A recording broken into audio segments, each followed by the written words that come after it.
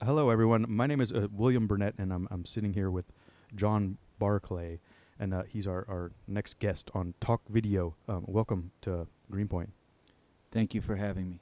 What's it like to leave your neighborhood? It's nice to get out of there. On occasion, there was a notable singer-songwriter right outside of William's door, and that was exciting. I haven't seen something like that in a minute. Hey, he's not bad. Yeah. Did you give him some money? I didn't know. I just tried not to make eye contact. I never give those buskers money. I don't know why. I don't ever Yeah. give beggars money. Is that bad? Does that make me a terrible person? I don't think it makes you terrible. No, I don't. No, I don't think But that makes you terrible. But do you give people money when you walk past them? Yeah, sometimes. Sometimes. Not generally. Not like Not people with acoustic guitars, though. Not the regulars. Yeah. Not the neighborhood. Whatever. All right. So you don't really know what's going on here. I just invited you over, and you said that you're willing to do weird stuff. So I'll explain it to you again. We talked about it a little bit before.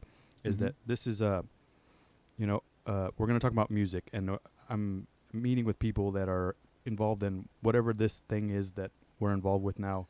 Sure. I don't know what to call it, but there's something going on, and we're just kind of talking about the history of people, where they came from, and what roles they played, and stuff that happened along the way. And the idea is that people watching or listening feel like they're part of the conversation, and they don't need friends anymore. Cool. You can just stay home and listen to podcasts and Sure. never leave the house again. So let's start. Your young John Barclay. He was born in I don't even know where. I was born like Anaheim, outside of L.A. That's California. California. Yeah, that was in 1982. All right. And you want me to tell my? Yeah, I don't know. However detailed you want to get, I can. If it gets too boring, I'll Sure. let you know. Yeah, my mother is from here. My father's from Alabama. He was in the Marine Corps, so I moved around shitty towns my whole childhood. So I moved from I was born in Anaheim, and I moved a couple years later to Hawaii, then to Pensacola, Florida, to 29 Palms, California, in the desert, Jacksonville, North Carolina, Huntsville, Alabama, and then I went to college in Wilmington, North Carolina, and then I moved here. I've been here for, I think, a little over 13 years. Is your mom in the military too? No, just my dad. And you said he was a Marine. Correct. Yeah. Is he retired now? He retired from the Marines, but he still works. He's a pilot. He's like a jet pilot. A jet, like for airline, or? Yeah, like private. It's essentially like sort of like timeshare for jet transportation. So he's flown like it's usually like sort of boring business people, but he flew like Martha Stewart and Dave Matthews. Ooh, nice. Together? No, unfortunately not. That'd be great. So and does he, and why North Carolina? Are your parents there now, or they're no, my mother actually just moved to Florida, but she was up here. Yeah. And my father's in Huntsville, Alabama, which is where he's from. So he went back to his roots. Correct. Yeah. Huntsville. They both went back to the roots, and now my mom is like, "Fuck my roots, I'm going to the beach." So she just bought she lives in an RV on the beach now. So they're not together Correct. anymore. And do you have brothers and sisters? I have a younger brother and a younger sister. And are they? Do you talk to them ever? I do talk to them. Yeah. They're okay. Yeah, they're okay. Yeah. No comment. I guess. Yeah. You guess? Are you worried about either one of them? I mean, not notably. Just regular stuff. Yeah, just regular worries. Yeah. Do either of them have like wife and kids, or? Both of them are married, and both of them have children and stepchildren as well. Yeah. Whoa, man! And so I'm like the odd one. Yeah. The weird one. Yeah, the weird And one. what do they think about you? I'm not really sure what they think about me. It seems like they like me, but you'd have to ask them. And where are they at? My brother is outside of Nashville, Tennessee, right now in the woods somewhere, and then my sister is in the swamps, right outside Pensacola, Florida. Oh, geez. All right. Yeah, so they're both very, very southern. So you had like a real military childhood, like a new school every year, and Yeah, maybe getting beat up or figuring out how to be the cool guy and fit in real quick, or yeah, I've been beat up a few times. yeah. What was the worst one? Uh, Was there one that was? I Like, got a bunch, man. yeah. I got jumped once by some like neo Nazis, which sounds like pretty cool and tough, except for they were like averaged around like 16 years old. So that part was kind of embarrassing. Most But- of the and time, it- I keep that. I don't tell people about their age, but they fucked me up pretty bad. But you were a kid. I was probably I was an adult then. I was probably like 22, maybe 23 at the oldest. Jeez. Yeah, they broke my thumb, fucked me up pretty bad. But I was talking about like maybe like a school fight, like in the cafeteria Oh, or school something. yeah, there was.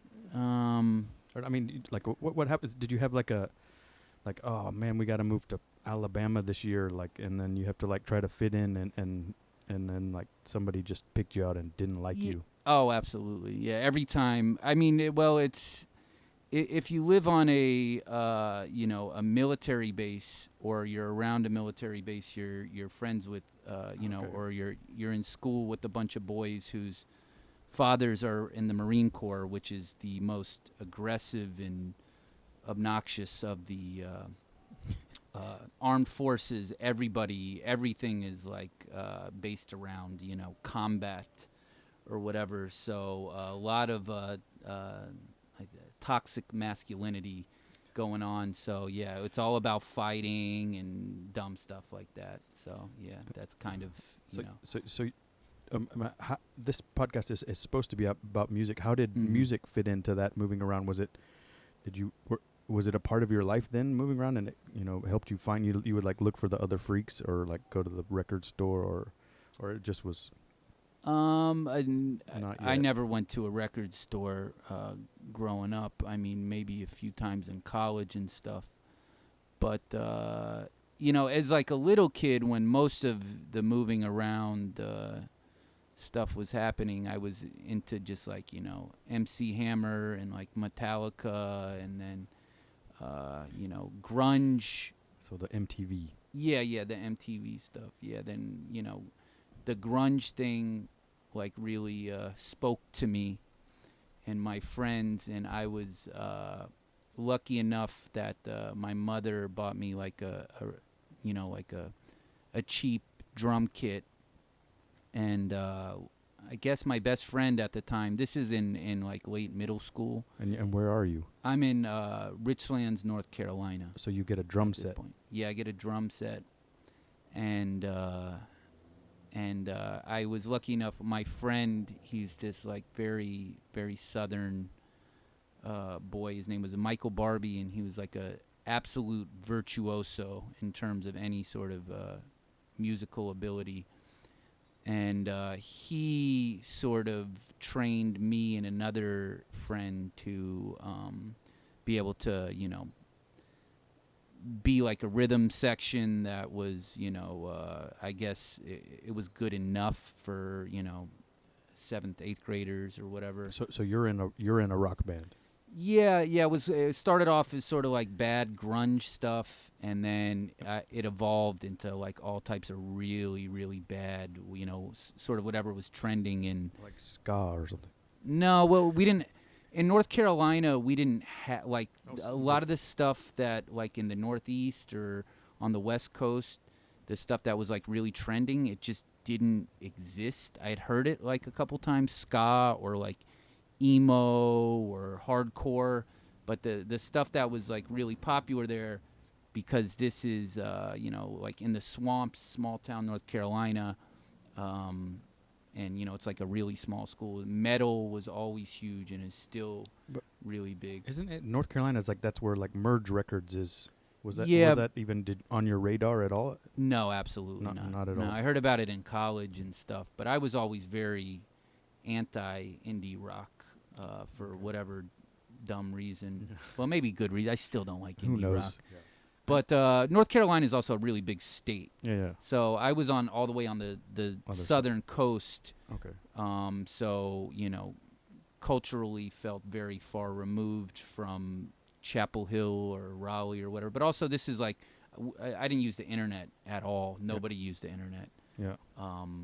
So there wasn't like, you know, scenes.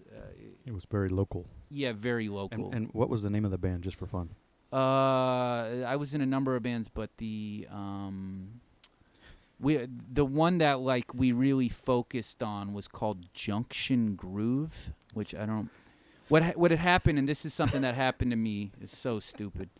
Several times is because me and my friend were comparatively, especially him, very talented musicians for our age, and our mothers spoiled us probably a little more than the other kids that lived there. It's a like a really lower class sort of poverty-stricken town that I lived in. Sounds great. I didn't have it that bad, but so we would, because we had musical instruments and because we were comparatively talented, what would happen is like the older cool kids, they all wanted to front a band. So you'd have like a ninth grader who's like on the football team or something, plays like a little bit of guitar, and he's like, "Hey, you kids, like, I want you to, you know, to be my drummer." And then they like front it, and it's like all about them. And next thing you know, they're like rapping and screaming, and you know, then they named the band Junction Groove, which like I was against, but this kid was like 4 years older than me.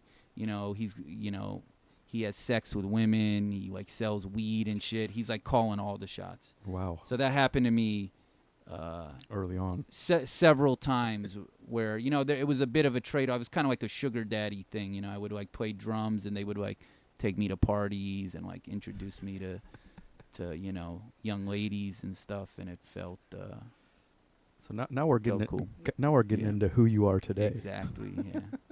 You can Wow. still see traces of you know, that origin story.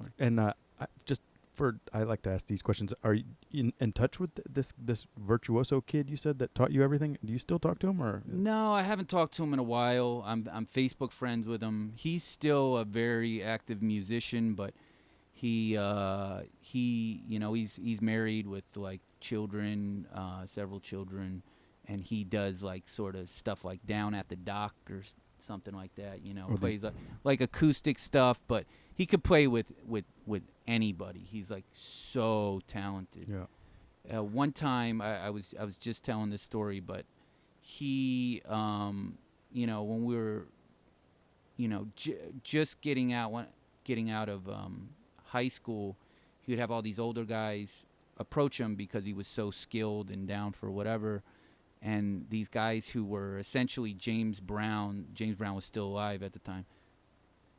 They were his backing band. And when they weren't touring with James Brown, they had this band called Painted Man. Mm-hmm. And they were all older black gentlemen, like probably, you know, early 60s or something. I don't know. Late 50s. I don't know.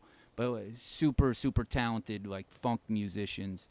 And this guy, Michael Barbie, ended up playing drums for them. This like, you know, like 18-year-old, like redneck blonde kid, because he was so good. And one time they actually, I'll stop talking about this after this, but Michael was like, "Yo, can John perform with us?" And they're like, "What the fuck is he gonna do?" He's like, "Oh, he can play the hand drums." So I performed with James Brown's backing band, playing like these like cheap bongos and like a djembe with the shaker. Yeah. What kind of outfit did you wear? You know, I can't remember, but Just it was regular clothes. It was certainly like really bad fashion time. I think it was like around like the time of like hemp necklaces were like really cool. So this is like a 96 or something. No, this is later. This is like 2001 maybe. Yeah. This is like a O-Town. Yeah, I guess it's when like the jam bands were like really taking off. Oh, jeez. Yeah. I missed that. Yeah, lucky you. I was into indie rock or something. Yeah, see, it completely dominated the town where I lived, unfortunately. That's wild. And if you wanted to do anything sort of outside of that, like, And you this just was didn't have a choice. 2001 is before you're in college, or No, I'm in college you at just the time. started Yeah, college, just so you're started like college, a freshman or sophomore or something. Yeah. I was at Cape Fear Community College, actually. And you graduated from there, or you moved on to a I transferred to University of North Carolina, Wilmington. That's a smart thing that I think people don't do these days. Is you do the 2 years community college and then you only have to pay for. It's much cheaper. Yeah, You get the same absolutely. degree. Yeah, very cheap. I don't know why people Totally. don't do that. Good Because I question. mean, like someone your age, you're not in college debt, Correct. No, I got zero college debt. and then other people I know that are probably maybe a little younger than you, they owe 60 grand. Oh yeah, for sure. So so those of you listening, you should use your community colleges. Definitely I would- recommend what- that I mean, community college. Wait, what was the name of the community college again? Cape Fear Community College. Cape Fear, and that is what happens at Cape Fear Community College? Was there like a radio station, or it's just Oh, absolutely. just not. cruising through, Yeah, nothing cool at all. Nothing. cruising through, hanging out with your friends? Yeah, it's like rock and roll high school. You know, you just like hang out, smoke weed, go to class, talk to girls. like you know, high school. Eat pizza. You know, it was like really slack. And then University of North Carolina. That's Raleigh. Where's it? The No. main one is Chapel Hill. Chapel Hill. But I went to Wilmington, which is like a beach, like a Oh. beach horse girl sort of campus vibe. Jesus, I didn't know you were such a hillbilly. Yeah. No response. I guess. Hope that wasn't an insult. No, not at all. I'm Um. trying to embrace that Yeah. part of my identity. Why not? You know, there's not a lot Yeah. of, there's different kinds of freaks. So, all right. So, you go to college. Then the next, you went to this other school. Was that any more, or you're just cruising through? And what are you studying? I went to school for writing, so I was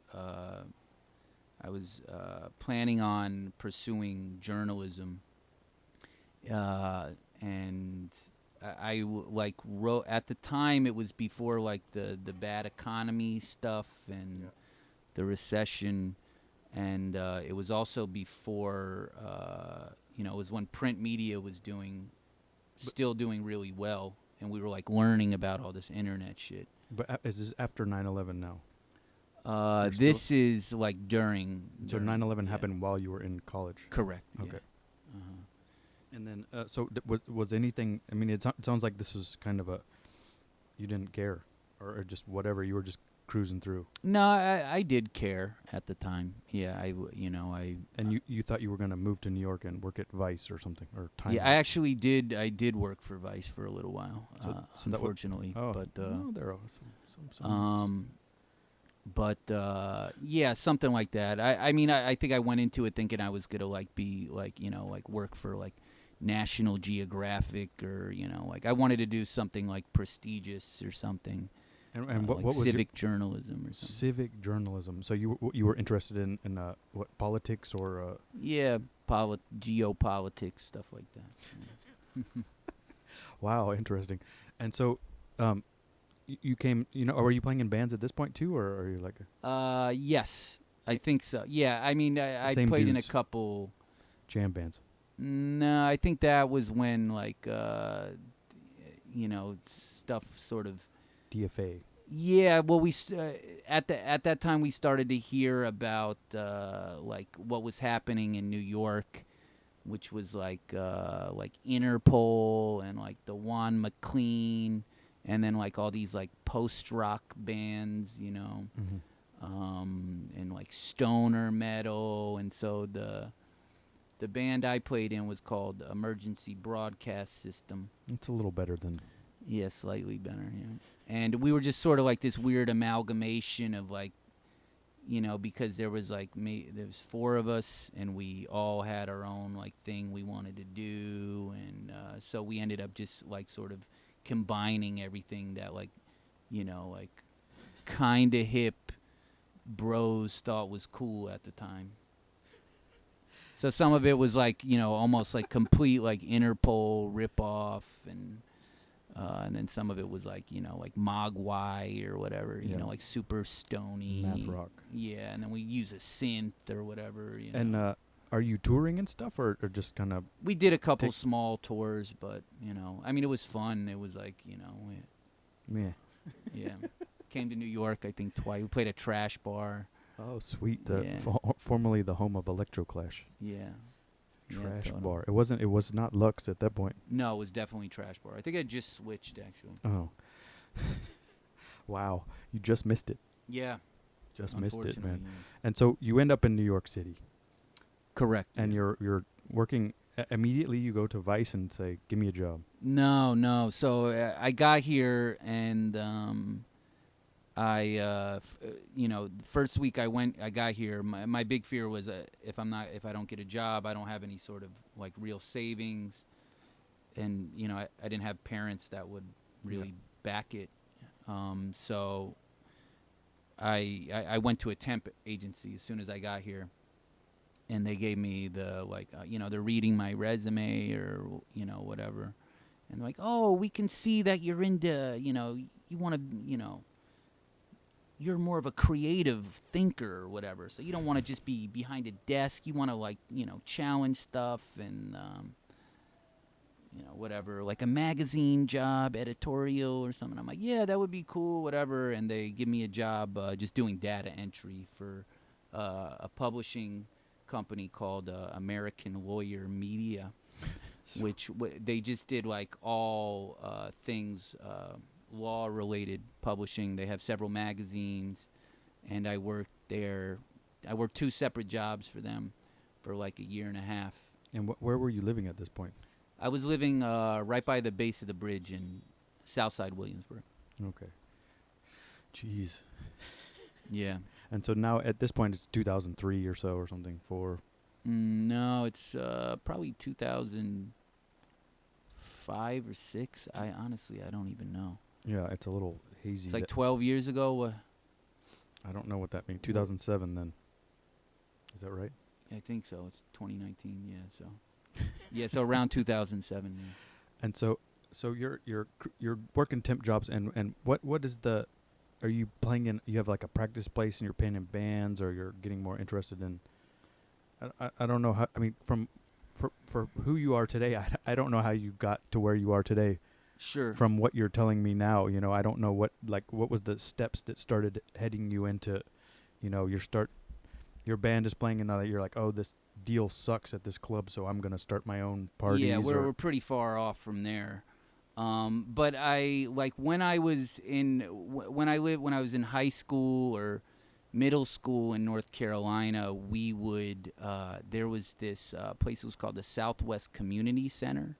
Okay. And it was just like an empty sort of venue for to have like a wedding or a family reunion or a birthday party, and you could rent it for the night for $100.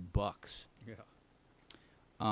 So all we had to do was find somebody that was 18 years old, and they would rent it for us, and we would have like a little punk or a metal show or whatever.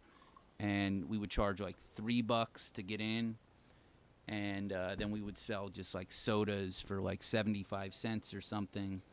And I was like really into like sort of the entrepreneurial aspects of that, as well as like playing in bands. I was into the like promoter thing. We would do like pass out handbills at the mall and shit.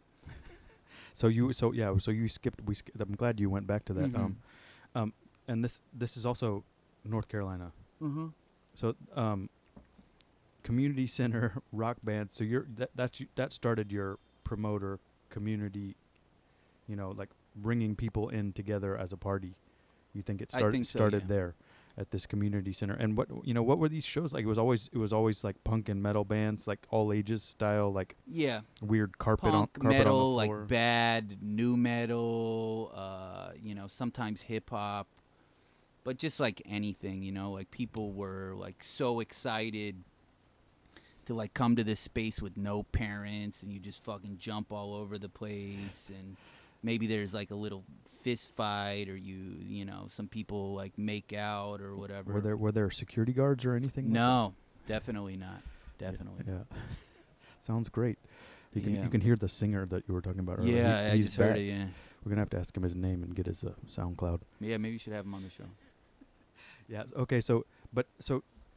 Did this continue on into your college career? You still Yeah, were promoting shows then, or yeah. how did So it? then, when I was in college, there was sort of this like weird dichotomy in the town I lived in, Wilmington, North Carolina, where you had like the indie rock, like sort of record store, CD store guys, and then you had, which to me, I was never into indie rock. It just felt like sort of like wussy and like stuffy or whatever, you know. And those kids always made me feel like a redneck because the town I was from, we were like into metal, and we were like, you know, I guess dumber than most of them, you know.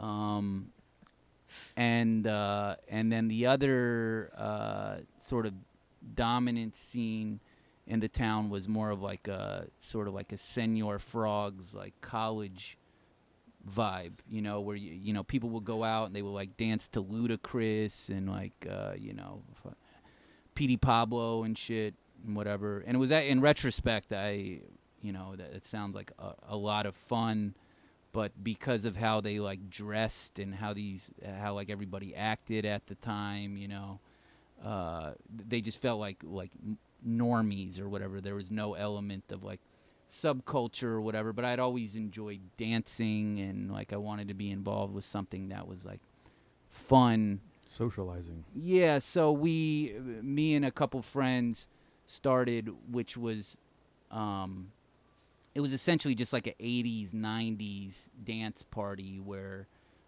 you know, people would play like fucking Prince and, you know, Janet Jackson and stuff like that, like freestyle music and like some like electro.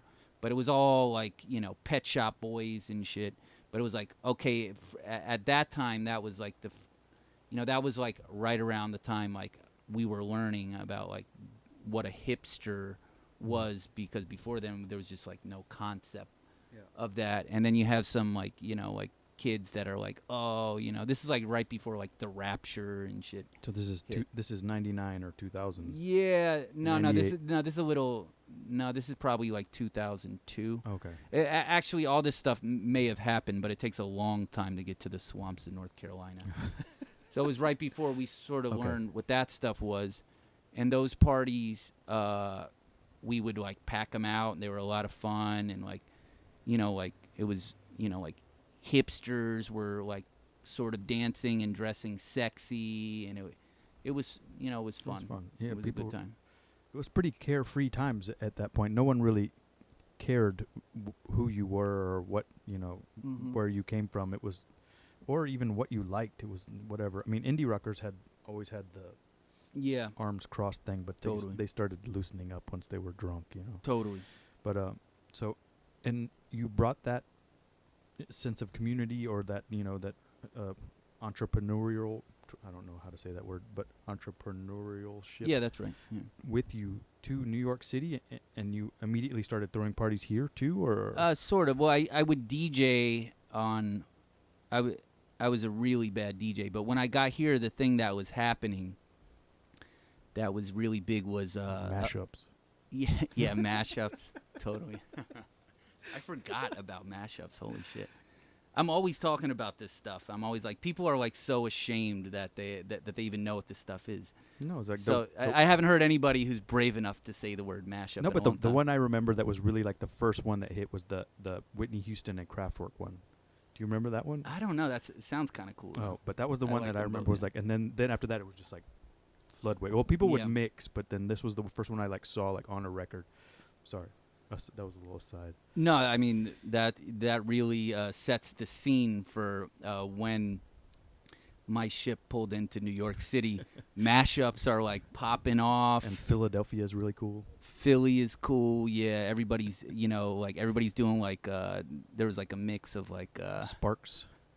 Sparks. Yeah, like that track Gypsy Woman, but to like a Baltimore beat or whatever. That was like fire. People were like, Yeah, I mean, you know, I cardiac arrest over that shit. But I really appreciate that time because it was like you know, it cross genre. Like even the Electroclash thing, which was slightly before that, it was cool because you could, you know, when was the last time you like went to a club and you heard like a rock song, or even like a Totally. real hip hop song that's not just some whatever flavor of the month thing.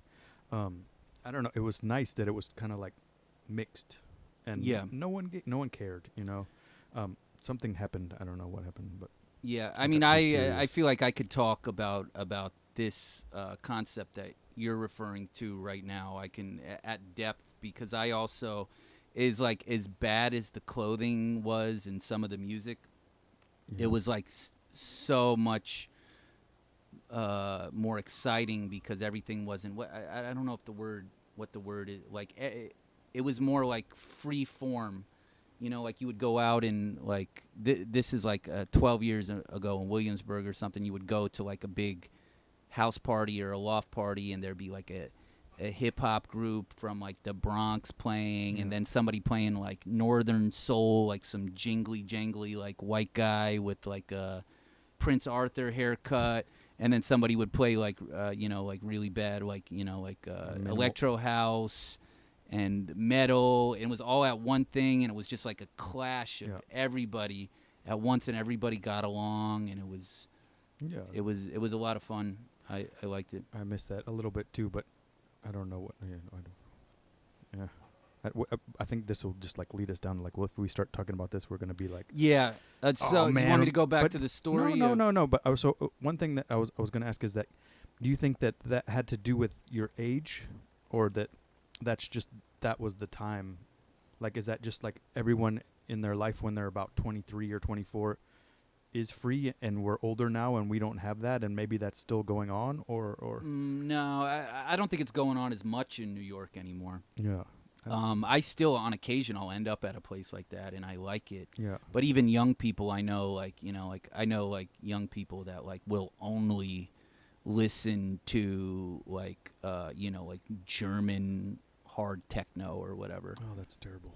and yeah, or just like any number of genre. It's like hyper Yeah. segregated in a sense now, and like all like you've probably seen there's like a lot of new venues opening, and I think it makes sense from a business perspective to really have like your niche thing, but at the same time when you go to a place and everyone is dressed exactly Yeah. the same and everybody's dancing exactly the Yeah. same, And also, it's so weird. but you think that's good business wise, because this stuff is also hyper trendy. So what happens when that's not cool anymore? They have to shut for 3 months and remodel and change the name.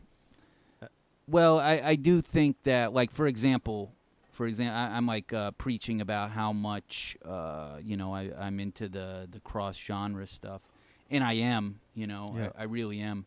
But my club or my bar, it's like a club themed bar, Bossa Nova Civic Club. I don't know if we've No, we haven't mentioned that we yet. haven't gotten there yet. When we started, we were kind of like, because this was 7 years ago, and there wasn't like No. a techno or a house bar at the time, really. Yeah. Right? Was there?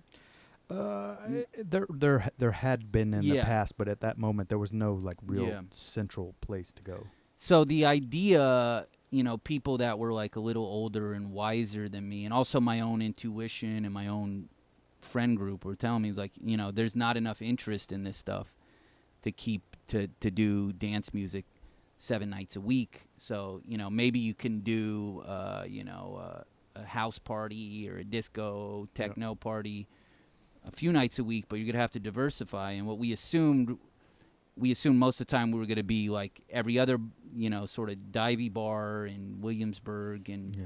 Bushwick at the time, and they were doing like like sort of 90s R&B. Bartender puts their iPod on. Yeah. And, it'd be like you play like That Girl Is Poison, and then you play like a Yay Sayer song or whatever, stuff like that. Yeah. And we figured we would end up, for the most part, doing that, and then on the weekends be able to do something that's like a little more accessible, yet house techno thing. And what we found is that people were coming to us just for this one thing, Yeah. which is house and techno. Yeah. And any time that we broke from that, people, like, we lost our like base crowd. Yeah. Now, that being said, I think that my bar, the spectrum of music within dance we play is a little broader than what a lot of the new places are opening up. They do something like hyper specific. I have no idea. Yeah, I don't leave my house. probably better off. Yeah. So you mentioned Bossa Nova. I don't know. That was 9 years ago, which means 2010. 7 years ago. 2000. Okay, 2012. 2012. Yeah.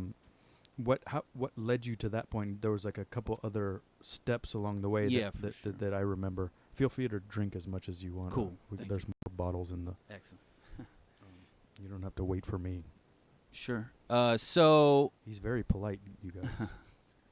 So I moved here, and I was like, to make friends and to have fun, I DJ'd. And at this point, you're DJing on with records or CD? I would do records, and I would do Burn CDs. Tractor. Tractor. No, I don't remember anybody playing with CDJs when I moved here. Everybody did No, Tractor. they had those weird the like ones with the trays that came out, and then they had like the knobs. Yeah, but You don't remember that? no, I mean I remember seeing Nobody ever them. used them, I Yeah, guess. that was no one I knew used them. But were you Almost around? everybody's doing Serato and Were shit. you here for the whole like lit happy ending? Yeah, I would DJ at that- Happy Ending. Okay, yeah. that whole time because they had those things there.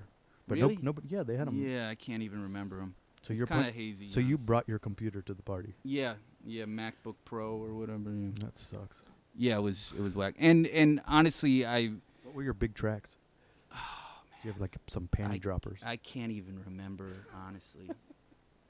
I would try to be Come on, like come I on, would yeah. try to be I can't even remember the.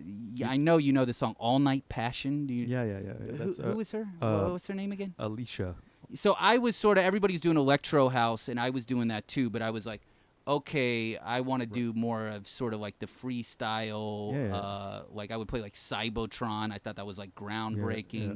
And I would do like synth, like diva synth pop stuff too. Oh, cool. Like Au l'amour and stuff like that. I don't know that, but Okay. it was nothing. It was no like nothing heady. Nothing that I could really be proud of. Party dance jams. Yeah, like roller skate jams or whatever. You know. Like classic. Supersonic shit like that. Ooh, that's yeah. a good one too. Nobody Yes. plays that anymore. Yeah, totally. You used to hear it every. There was like all these songs like that would be one of them, and that you would hear everywhere you would go. You go out and you'd hear like, I haven't quite. There's no hits. Sure. It's kind of weird. Are there hits now? Not Like Not there's like like a there song you should hear be. like every night, like maybe even twice or three times, or like all the same. at my spot in, Yeah. in my world. No, You don't ever definitely not. Now everybody's trying to be as obscure as possible. We need hits, everybody. So just I was always pardon me. I was always a hit guy. Like kind of like a slightly obscure yeah, but the song hit guy. Yeah. you want to sing along with it. Yeah, exactly. I Somebody's- like vocals. I still like vocals. Me too. So you're DJing at Happy Ending and around this time. This is, I don't know. That was a weird time. I guess everything was kind of smooth. I guess rent was sort of high, but you kind of had an okay job. Yeah. Right. Weren't too stressed. Yeah. I was Everything was I was pretty happy. It was happier times for sure. Yeah. But so I did a couple parties. You remember that spot Capone's? Yeah. Free pizza. Yeah, we did a couple really bad parties there, and then we did. That was a phenomenon that if you don't know that you would buy a beer and you would get a free oh yeah, really bad pizza. world famous. It yeah. smelled like cheese. I wasn't really into the food at bars. Yeah, Kind of bummed me out. But okay. unfortunately, I was. Yeah. Yeah, But everybody was. I just for some reason it's cheese at a bar is kind of. it's disgusting. Yeah. Yeah, absolutely. Sorry. So we did a couple parties, and then I think the thing that like really gave me, sort of launched me to the next level of trouble or whatever is. Do you remember this spot called Boogaloo? Yeah. Okay, nice. So Boogaloo, it's now the building is Duff's, which is the heavy metal bar, but it used to be a spot called Boogaloo, and What street was that? That was under the is it Marcy? under the I think it's JMZ Marcy. right there. Yeah. Wait, no. Yeah, that is Marcy. It's Marcy and Broadway. And it was like I saw the Fall there one time. Really? Yeah, super weird. When it was Boogaloo? Yeah. Wait, perform there? Yeah, they played so Really? weird. Yeah. Wow. Wow, I didn't know that. Yeah, it was like I don't even know who did it. I can't make it like. Sorry. So we did. I had like a couple guys that I was friends with that I knew from North Carolina. That place was trouble. Oh God, yeah, it was so bad. And I linked up with this guy Carmine and Eamon, actually from Nowadays. Okay. And we did this. We did like it was supposed to be like a series of parties, and we do it. And the thing with Boogaloo is they would stay open until like noon or something. They had a liquor license. Yeah. It was a legal venue, but they functioned as an after hours, and they would serve or whatever. So I want to just set the tone a little more. Is that this is the neighborhood. This is definitely on the south side of Williamsburg. Uh-huh. And this was kind of one of the places where the new people like you and I Mm-hmm. would blend in with the people that have grown up there. Correct. So this is it's a mesh was starting A to melting pot. yeah, Yeah. like people that just freaks, Totally. and definitely an after party place. Yeah, so we would start DJing maybe 11 or something, and there would be like maybe 10 to 20 people in the bar the entire time until 4 a.m. And this is when all nightlife was still in Manhattan. Yeah. So even people that lived in Brooklyn, they would go all the bars, all the clubs, whatever, anything happening was in Manhattan, Lower Manhattan. So everybody would take the train over, take a cab from the city, from Lower East Side, and they would come to Boogaloo at 4 a.m. All of a sudden, there's like a line around the block. It's like crazy packed, and we're like, oh, yo, we're killing it. We're unstoppable. But it was really just because it was the only place that was open that late. And the cops raid it, and they shut it down or whatever. And we, to me, it felt like, I just moved here, like I'm setting this town on fire, with my fucking bad Electra mashups or whatever. And the cops have it out for me, whatever. But this is a good thing. But don't normally those I find typically in that neighborhood that there's a definite relationship between the club owners and the cops. Like it's their cousin or whatever. And not at this place, No. which we learned because the cops came again and shut it down during one of our parties. Like shut it down, arrested the bar staff. Yeah. And threatened to arrest the DJs, which I thought was like the toughest, coolest thing at the time. And then after that, really the first thing that I did that was halfway notable was 285 Kent. Okay. 285 Kent was this warehouse. So what year is this though? This is 2010. This is probably probably 2010. It's something hazy. Yeah, somewhere around there. And we found this. It's on Kent Avenue in between South First and South Second, right by the water in Williamsburg, where all the by the Domino Sugar Plant. Yeah, where all the hell condos are and stuff. And there was like a weird nuclear kind of Radiac, yeah, very close by. And it's now the home of Vice Media, and that's where they're headquartered. But at the time, we found this warehouse spot. And I think the rent was only $2,000. But wasn't it also? What was the name of that place? Death by Audio. Death by was Audio was there? in the same building. Same. So building, was Glasslands. which was Death by Audio was like studios, and they made pedals or something. Yeah, they made guitar pedals, and I think they lived in spaces. there. It was at the time in Williamsburg where it's a poetry place and a coffee shop. Artist in residency. Yeah. And there's like a million things. And like Glasslands was kind of like yoga, slam poetry, or whatever. I never went to that. And Glasslands was sort of It was like a rock venue, like an indie rock venue Rock that venue. did other stuff too. But Glasslands was open-minded. Yeah, definitely. And we were like, okay, we, thought of like a good scam to get a lease out of the place, signed it, and we just started doing, Sorry to interrupt. But are you renting from? Is this a Hasidic building? Yeah, it was like Hasidic Wonderland on top and okay. stuff. Yeah, there's guys that actually make like video game hardware. These Hasidic guys, this Hasidic family. Yeah. And they make video game hardware like for Yeah, for like a racket for playing like Sega. I don't play video games, but Yeah, you know me what I'm neither. talking No, about. and like a Wii Fit Yeah, controller or something. exactly, stuff like that. Really? Wow. Really like eccentric gentleman. Sorry. So we rent this place out and we start doing parties. And at the time, I was working at Trophy Bar, which was like a very small bar, very small with like no sound system. I mean, just a really small bar that serves like grilled cheese and shit.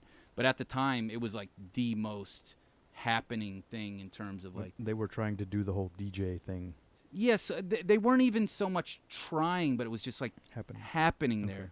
Like that's where I first met Ron Morelli. Yeah. Dame Funk DJ'd there on like a Tuesday night. Yeah. Shannon from Light Asylum played at Trophy Bar, Yeah. like performed live there.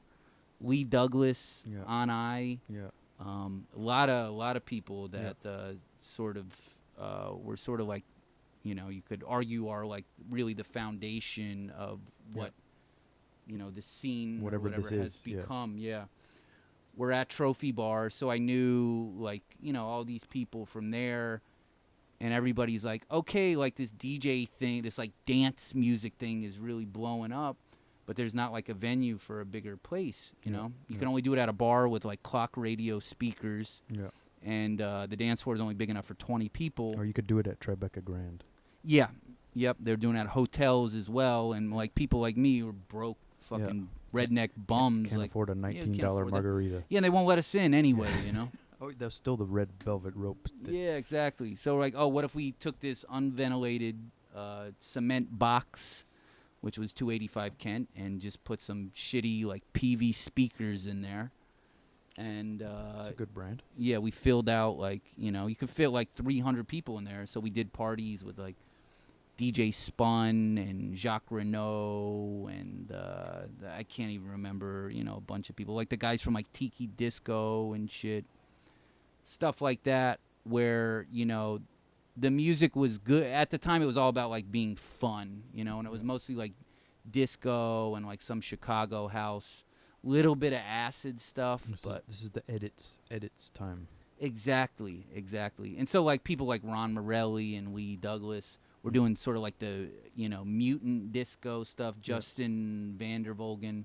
All that stuff was like really cool, but very, very different from what everybody like really became known for. Yeah. And that's because that was the only thing like really happened. I mean, I think I'm a proponent of the theory that the things that shape the music scenes has like so much to do with you know, what the government allows to happen, one, and also like what the venues give you the possibilities for.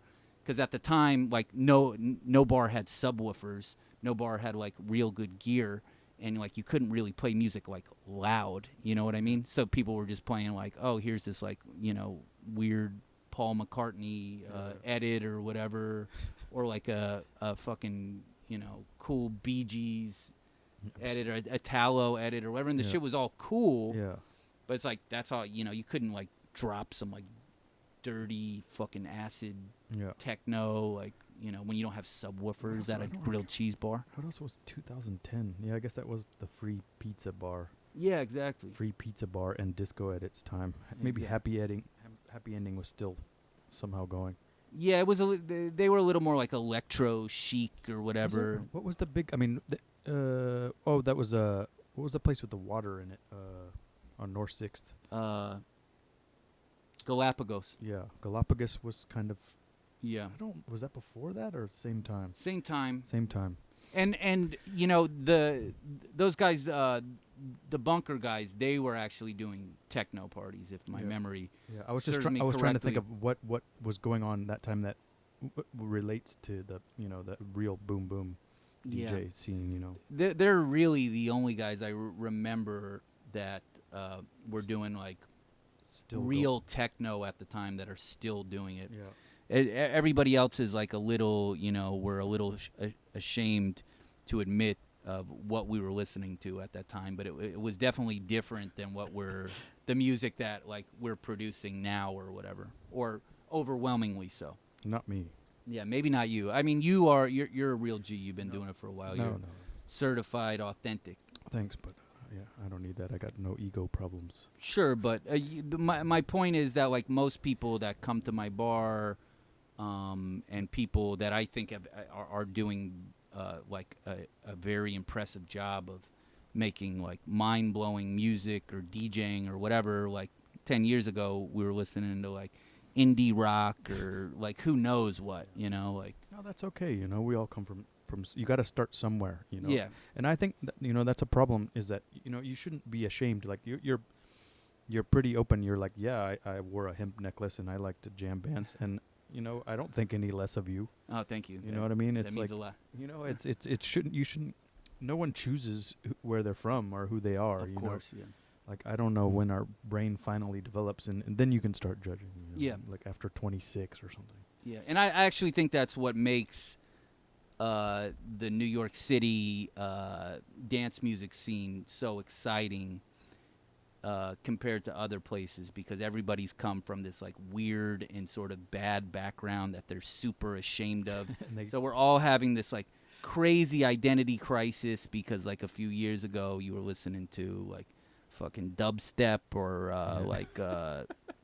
Nah. Grizzly Bear or something. Like everybody's listening to like when you dig up somebody's Yeah. like old Facebook pics, Oh. stuff like that. Terrible. Social media is So really. just I everybody's feel bad for slamming kids. together, with all these backgrounds and The internet is cultures forever, and you guys. tastes. Yeah, That's just really hard for people now. You get to see, you can like just look at someone's history and judge them very harshly now.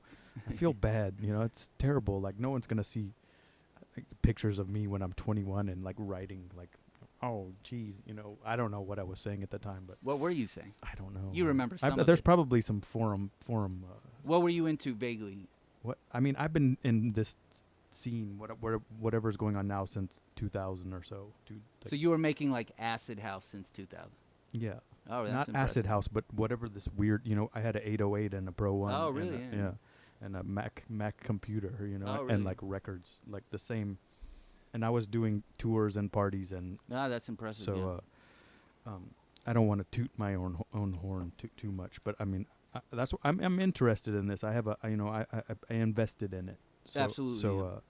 I want to continue it, and I want to learn more about it, and I want to share the information with people Absolutely. so they can do it, keep going. You know what I mean? So you started 285, and this developed probably a lot of the relationships that you're still in now, with a lot of the Yeah. artists, and the scene is still kind of around that time is kind of the 2010, 2012 is kind of when whatever started that's going on now is like maybe like the Mhm. lies kind of scene, Totally. or I don't know even know what you call it. I mean, I referred to it, and I'm sure a lot of people don't like this, but sort of like bedroom techno, because it was just like people like producing stuff in their bedrooms that often got called lo-fi, which I don't know if you like that or not, but it was like stuff that was like essentially made to be listened to in your bedroom. Yeah. I mean, this is my DIY. my take. Yeah, DIY or whatever. Yeah, I guess And- that was the time where you could from start to finish you could completely control it. You could produce it, you could distribute it, make it, have the venues. It was all in your control. Is that? Yeah. But maybe it started before that. But I'm sure. Yeah, I mean, everything's always evolving. But when we're talking about sort of what's going on? like the Steve Summers, Yeah. the Yeah. lies, and I guess Whatever. the birth of WT. How long has that been around? Oh, it's older than lies. Oh, okay. I helped him do everything. Oh, wow. I taught him everything he knows. Exactly. He yeah. was my roommate at the time, and cool. he was like, "Oh, this." Oh, here's. You want to hear a Morelli story? I love Morelli stories. Yeah, Oh. of course. Well, I've known him for a while. I think I met him through Marcus Cabral because Great guy. Marcus, Both of them great. Marcus used to work at Sonic Groove a long Okay. time cool. ago with like Brennan Green Cool. and Cool. Dan Physics, and somehow I met Ron, whatever, somehow along the way, and he was kind of on some of the same forums as I was a little bit, but he was a little more hip hop and streetwear than I was. I was a little more of like a skateboarder, Nice. so I started doing these tours with people, like with like Lego Welt and these guys, and this was 2001, Mm-hmm. and I started doing these tours, and for a few years, and then eventually Ron decided that he wanted to do some too, so he did. Ari was here last night, and he went on Ron's first tour. It was Mm-hmm. DJ Overdose and Ingmar Pauli, which is the Nova Men, which is like a on Vulex, which is like a Before my time. intergalactic But it FM. sound Yeah, great. yeah. I mean, and it was Ron Morelli, Manhunter, which is Jason Letkowitz and Ari Goldman, Oh, cool. and Nova Man, which is two Dutch guys that were on Bunker Records from the Netherlands. Cool. And so that was the first. I was going on these things, so I hooked them up and gave them all these contacts, and they drove around and went to all. Maybe they went to like a couple other people that Ron knew from like his noise metal band background. And then a few years after that, we moved in together somehow. Yeah. Maybe 2008 or something, because I was living right by Bossa Nova from 2004 to 2009. I lived on Willoughby between Central and Wow, Wilson. we got a real OG here. And it sucked. It's still not great, huh? No, it was. I like the first night I moved in by myself. First night I was there in like 2004. I was like, what am I doing? Like crying myself to sleep. Yeah. Like wake. I still cry myself to sleep. It over was that. bleak. And then I moved in with him, and I started the label. I probably released 1 or 2 records, and he was like, okay, I'm gonna do that too. And then he just went for it really hard, you know. But I mean, so That's my Ron Morelli like, story. I'd like to hear you weigh in on my theory here. My theory was like at the time, there wasn't a notable active club scene, so this music was more or less made to be. It was produced and meant to be overwhelmingly consumed within the home, right? Would you say that's true, or? I don't know. Well, so see, because there was a whole other, you know, the DFA guys were around from, you know, the late '90s through. So I didn't know. some of them were left over and still around, but we were kind of traumatized by the whole. We'll get into this later. The whole cabaret law thing. Like I even had I know you know Dom from Plant, but Yeah. I was DJing at Plant with Josh from Josh Okay. Houken from. We DJ'd Friday nights. Okay. At Plant Bar, and I was DJing, and Luke from The Rapture was the bartender, and, and like Gorman from Chick Chick Chick was the bar back, Oh wow. and the police came straight up to me. I was playing a record, and like, do you work here? And I was like, I'm just the DJ. They're like, take your stuff and go. Wow. And that was the night that they arrested Dom. They like shut the place down. He got arrested. They took him to jail. They were gonna take Luke to jail, but Luke called, and it was like the owner comes and Holy Dom shit. shut the I didn't padlock. know he got So arrested. we were traumatized. We had, you know, we kept trying to do it. So we ended up being that our safe place was these fashion parties. We would do fashion stuff. We would work with Vice. Like Sarouche was my neighbor. Like Sarouche moved into New York. We moved into the same building like in the same year. He was like lived across the hallway. And so we would just go over there and like hang out with him. And he was fascinated by me because I was from Texas. He was like, I've never met someone from Texas that's like somewhat normal. So this we were traumatized. Like we had this like so we went into this like fashion never seemed to be attacked by the police. Of course. Yeah. For some whatever reason that was. And then we would also, you know, like the gay parties were a lot more mixed. It wasn't so separate. So we would do this fashion and gay scene, and we kind of just hid in that somehow. And then I don't know what happened. I'm not sure. It definitely changed into what you're saying now, which is this like bedroom thing. But I think what happened was technology, is that it became available to a person with not a lot of money that they could have a home studio. Sure. So that might, to me, that's more where it comes from. Like, I'm not quite sure where I'm headed, but But also I think your roots run a little deeper than most people that were than a lot of the other pioneers of the scene, because you're one of the few people that I think I could say that had something to do with the quote unquote lo-fi techno movement that actually, you know, also was DJing in clubs. yeah. Right? Or Because we most of the people that the biggest names, on Lies Records, and I'm sure on your label too, and a lot of stuff. Well, I mean, Doug was a disco guy. Doug was Yeah. like, and he was like not wearing bell bottoms, but pretty close. He was wearing like sandals all the time, and like long hair. Yeah. And I mean, I don't know. It's But was he like, he wasn't was- like DJing the no, I mean- loft? He wasn't DJing Yeah, like, no, was he DJing big disco parties? I remember at Yeah. Trophy Bar. no, but he like had fucking rotary mixers and was into Sure, Dave yeah. Mancuso, and it went pretty. They were pretty deep into it for a long time. Like I think probably even from high school, like in the '90s in San Francisco, or not San Francisco, in Los Angeles, because I don't know if you know, but Doug Lee and Andrew Lovefingers went to high school together I didn't know that. in no. Los Angeles. So there's you get further back into it. It's pretty deep, like I don't know exactly.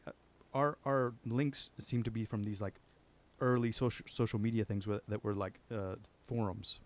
I mean, this is before Discogs and stuff. It was just Sure. like you post on a forum, like talking about your Italo records or your Sure, yeah. 808 or whatever. I'm not sure. There's not like a moment where it all happened, and then but there's also a whole scene before that too. There's like the whole like '90s like John Selway, like techno Moby, Yeah. and Frankie Bones and Adam X, the whole like Sonic Groove thing. It's been here. It's just kind of what you're aware of, I guess. Like the further you dive into it, you realize that it's just people always want to hang out with their friends and party and boom Yeah. boom boom, and I don't know. That's part of the reason why I'm doing this, is to find out more Sure. about it. Well, I didn't realize that I didn't realize you were actually connected to like club stuff Yeah. that deep. Yeah, no, my thing was when I first moved here, I moved here in '99, which is not, whatever. It's been 20 years now, and Uh-huh. my thing was that I think one of my first gigs, it was like my roommate worked at Wilhelmina.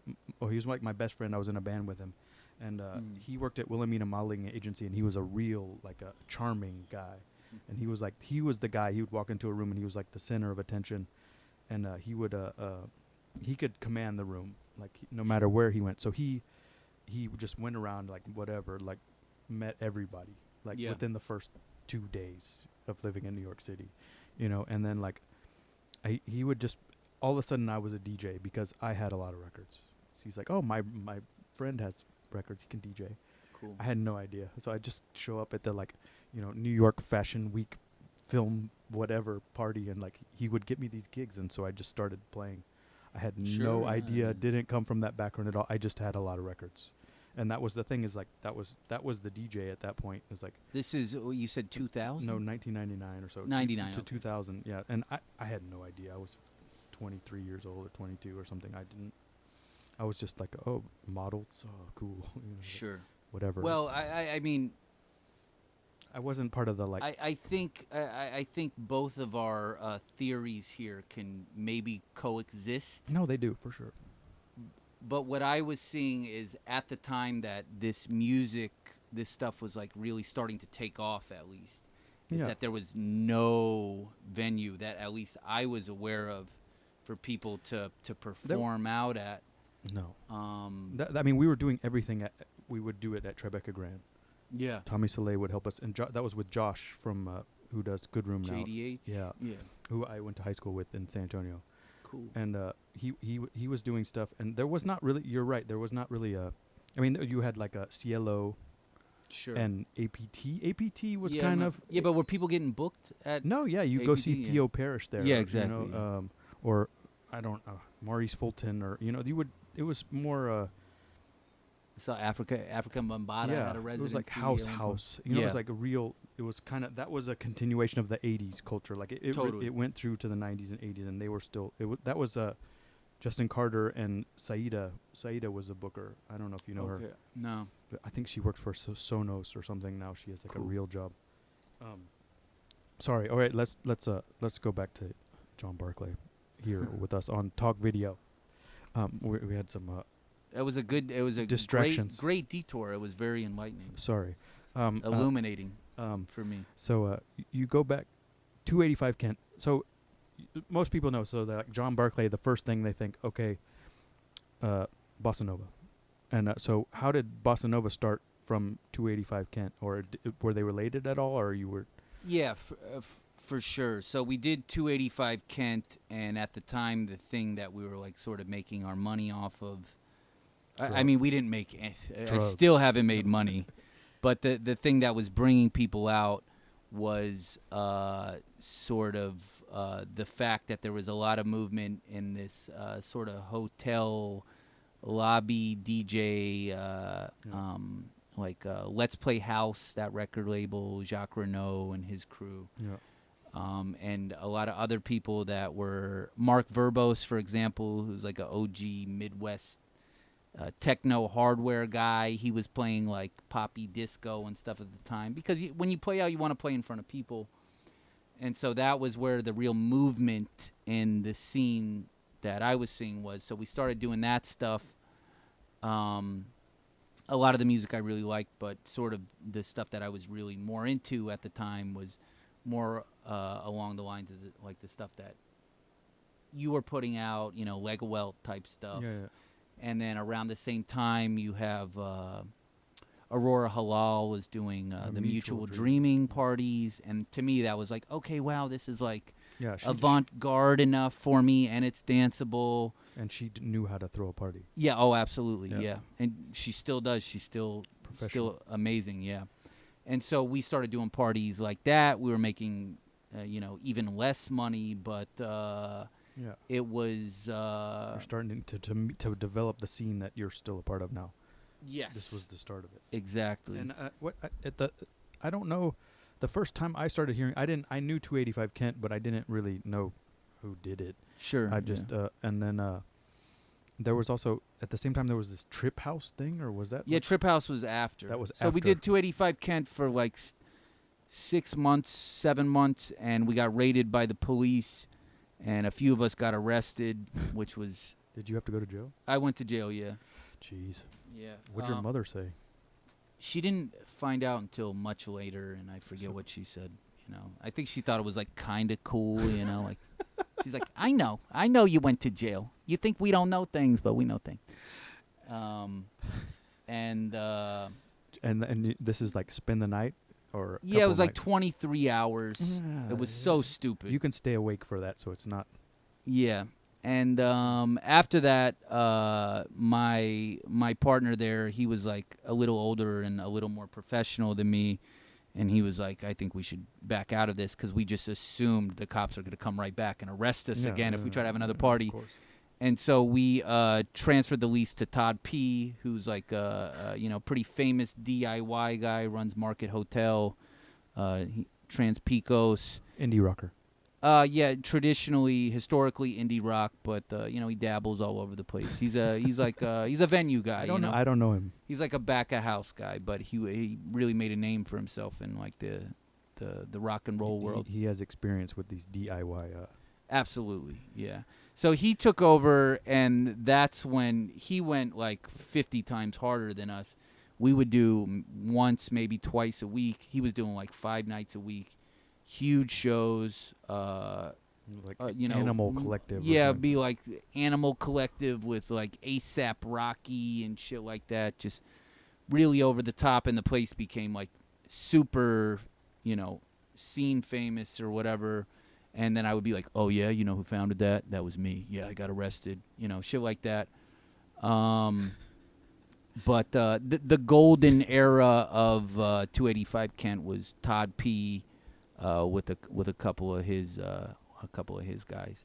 But we would go back, and we had an agreement where we would throw a party once a month. And it was at that point that we started to see like the experimental hipsters or whatever you want to call them, more like the art school kids, start to like mesh with what at the time was like the disco type people.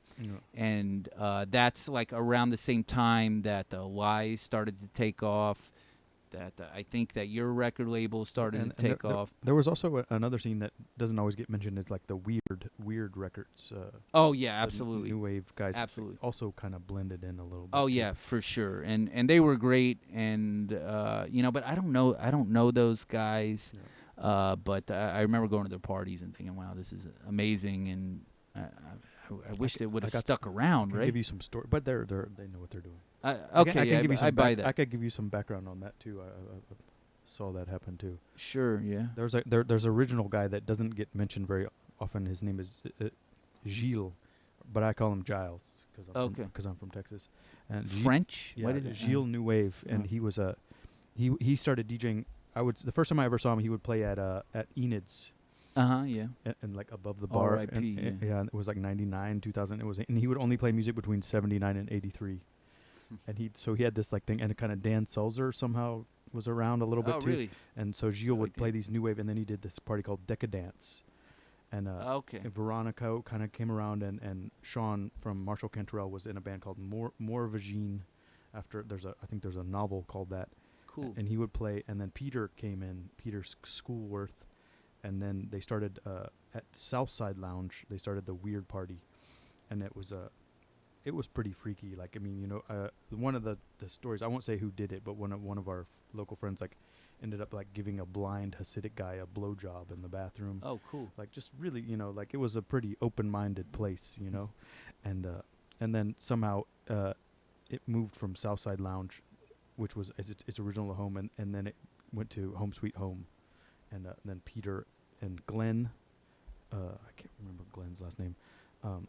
They started doing their like death rock and new wave parties, and that became a real scene, and they did a good job.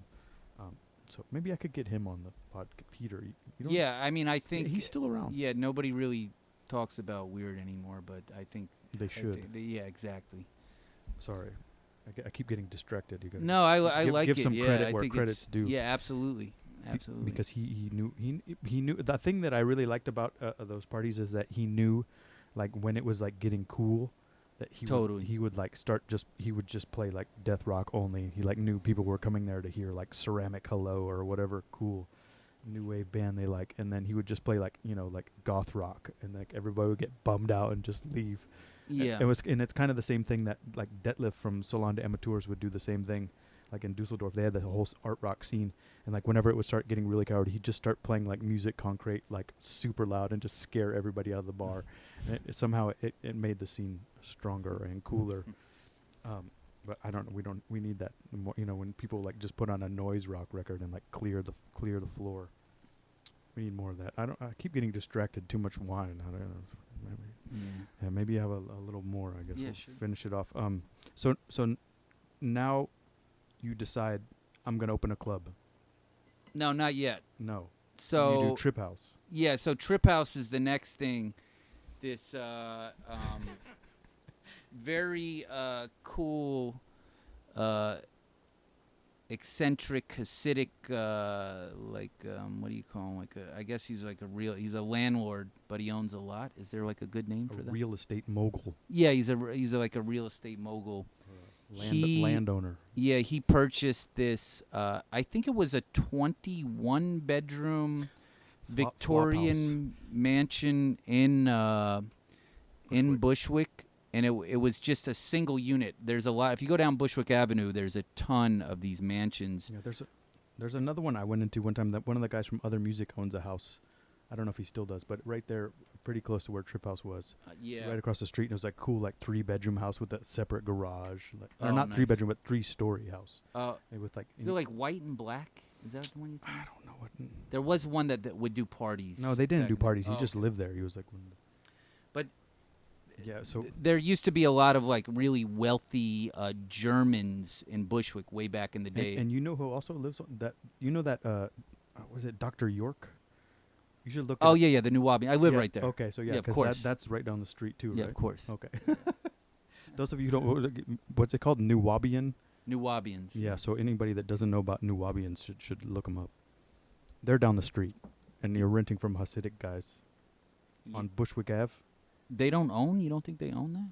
No, no, no, no. I'm saying you're renting from Oh, Bushwick yes. Ave, but the Okay. Nuwabians definitely own that place. Yes, they own that block easily. Yeah. Okay, so this Hasidic real estate mogul. What was his? Can you tell me? Yeah, I don't want to say What's his name his because we first got him in name? trouble. We got him in trouble. No. Okay. Sorry. We'll say his name is Jim Moishi. or Moishi. So he purchases this place at a really good rate, unfortunately, and he doesn't. The place is in really, really bad shape. It's for the most, essentially just like a really old couple had been living there by themselves. This is my understanding of the story, and what I witnessed is they lived there by themselves for a very long time, and they decided that they wanted to move to like the Caribbean or something, and they sold it to him for way cheaper than what they should have. And he gets this spot, and it would probably cost more to repair the spot than what he paid for it total. And he's like, I don't really know what I want to do with it yet, but because it's the DOB Department of Buildings and all the bureaucracy to make any changes is extremely difficult. It takes a lot of time. Is it like a historical landmark or something? No, it's not. But like everything in the place had to be redone, and you got to pull permits for that, and it could take 7 months before you get it approved.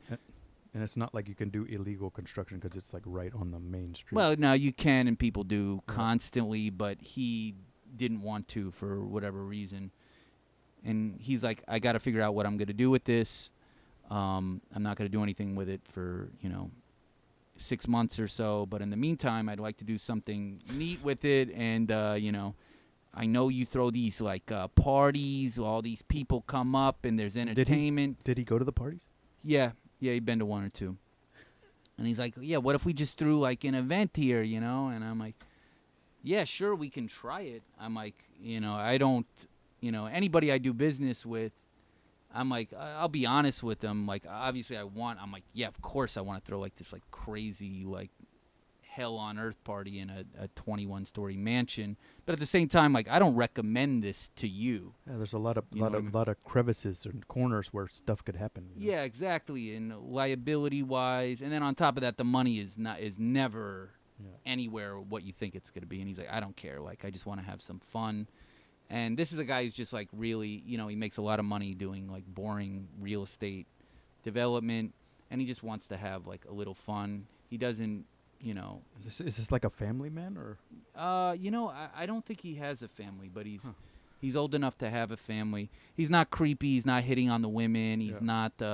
He doesn't drink or do drugs. So he likes to see people have a good time, and he's interested in music. A true patron. Yeah, absolutely. Oh, nice. So we do a few of these parties, and it's like, we don't have a budget to do like what we should do, so we just again throw a bunch of like plastic PV speakers, and then we tell all these like sort of like net artists and stuff like, hey, open call, we got this like 21 bedroom mansion, so people be like, hey, I'd like to like spray paint the windows. Yeah, exactly. Spray paint the windows, and like do my like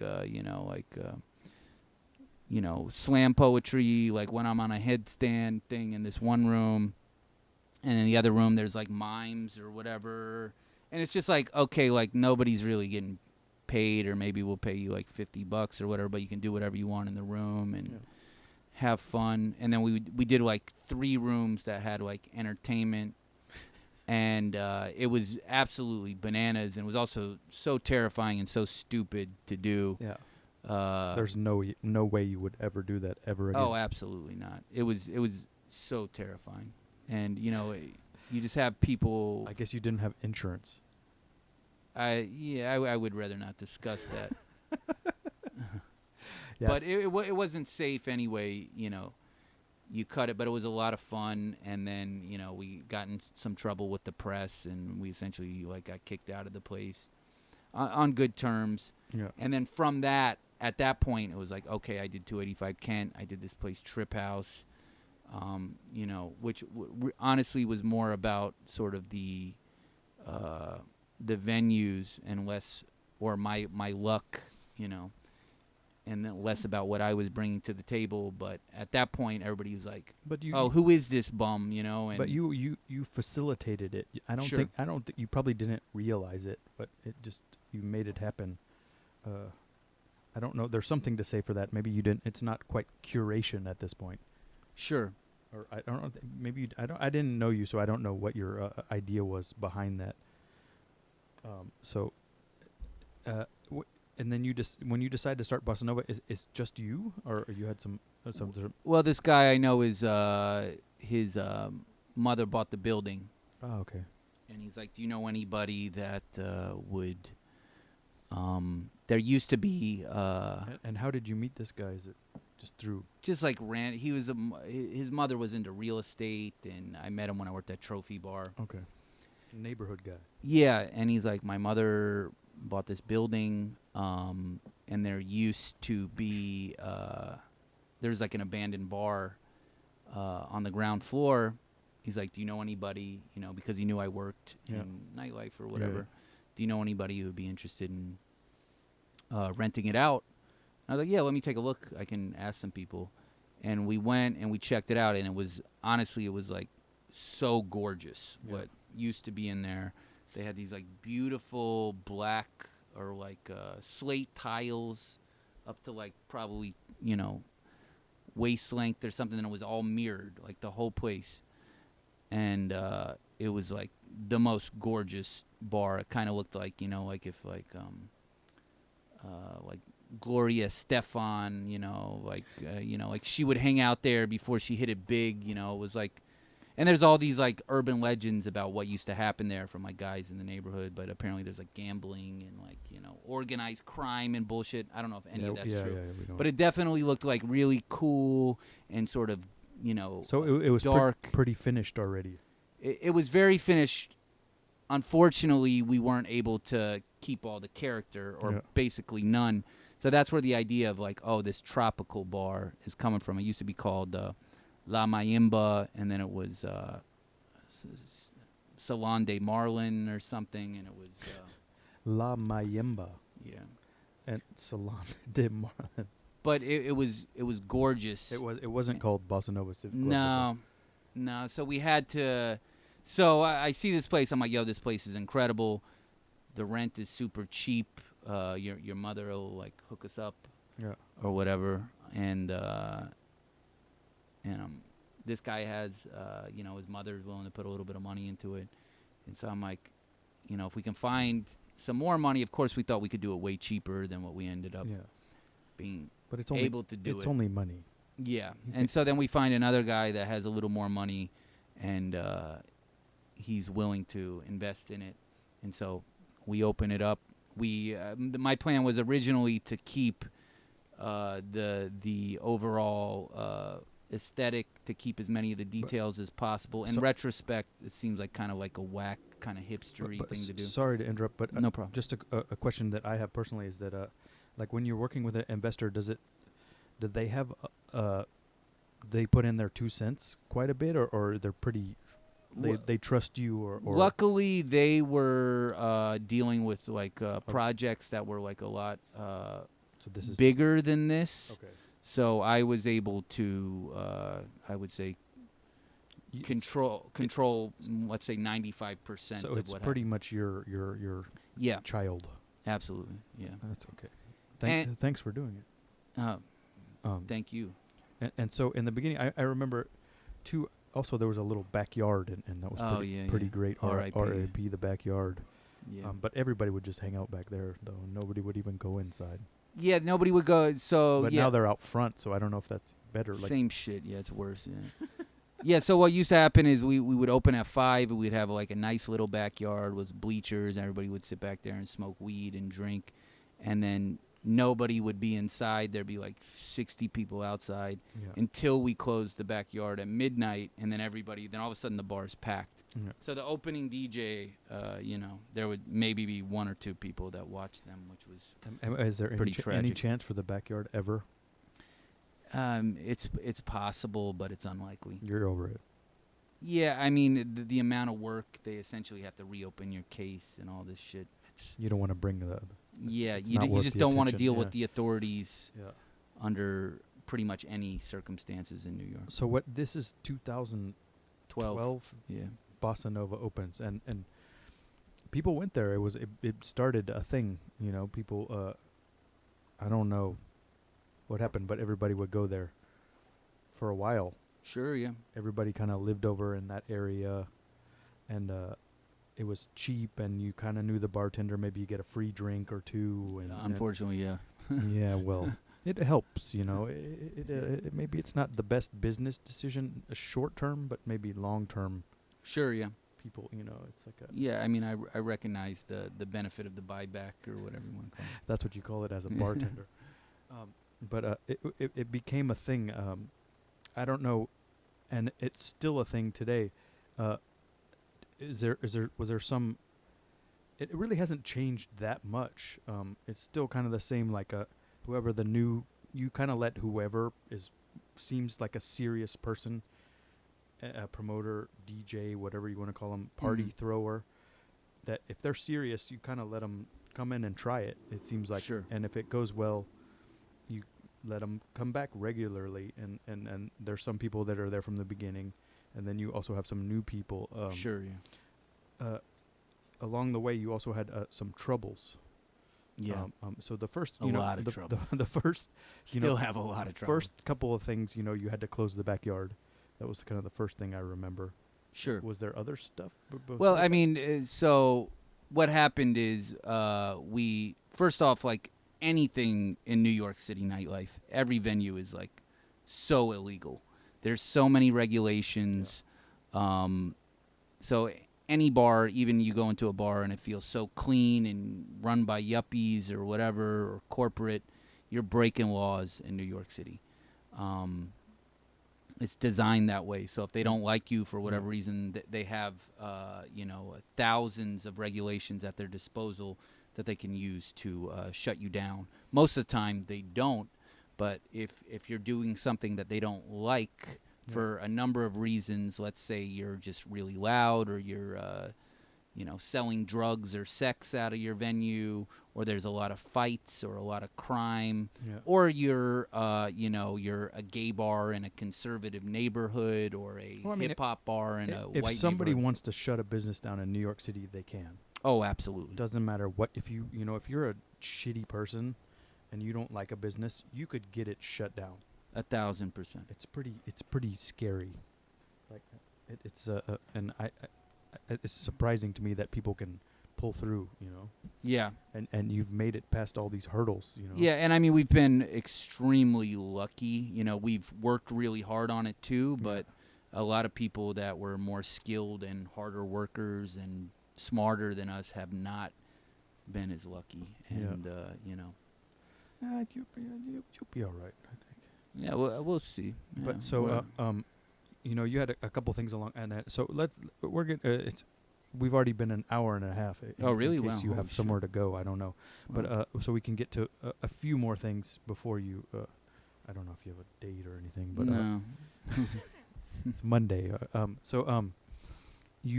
One thing that I guess we should talk about that people probably feel like is that somehow a thing that I experienced, was the cabaret law. I Sure. saw a bar got shut down for people dancing, and which is just the most ridiculous thing that you can't even believe that it's a real law.